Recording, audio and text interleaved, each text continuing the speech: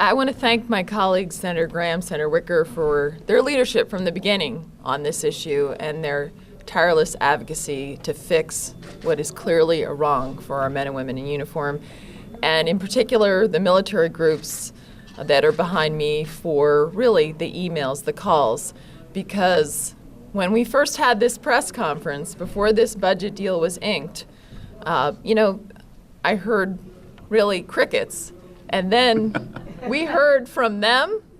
And today I'm really pleased that there seems to be unanimity in the Armed Services Committee on both sides of the aisle that it was absolutely wrong to target our men and women in uniform and to target them unilaterally on this budget agreement.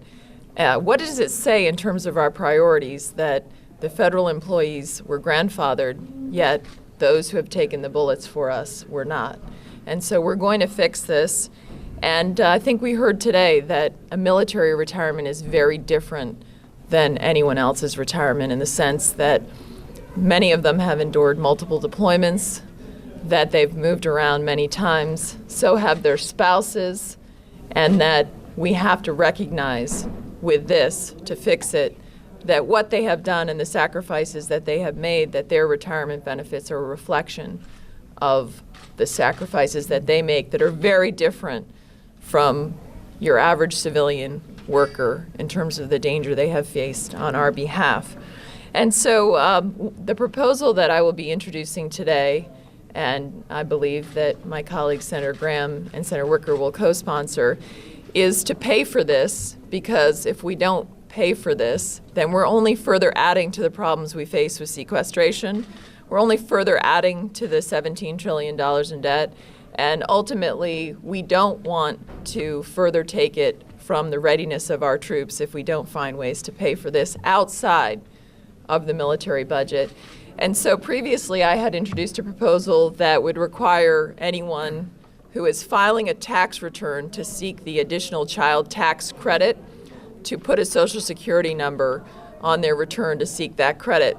And I heard a lot of consternation from my Democratic colleagues that could impact. Their concern was that people who are here illegally, that if they had children that were legally here, that could impact their children. So I have had this proposal changed, and my new proposal would require a Social Security number for the child.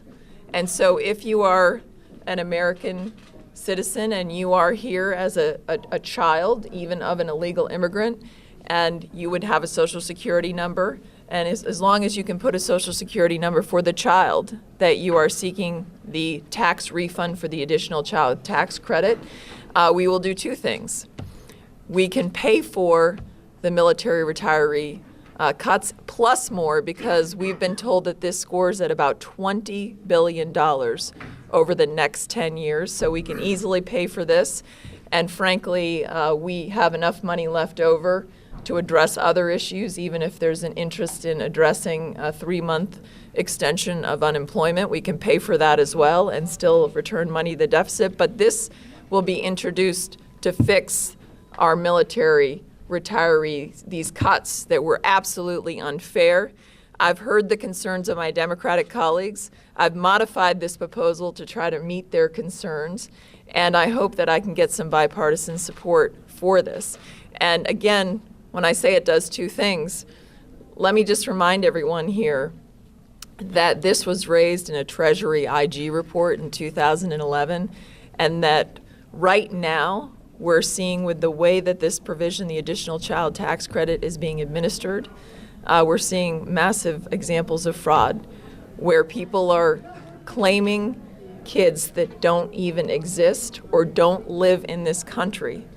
And so by requiring a Social Security number for the child, not for the tax filer, I think I've met the concerns of my Democratic colleagues, but also we are stopping some massive fraud on our tax code.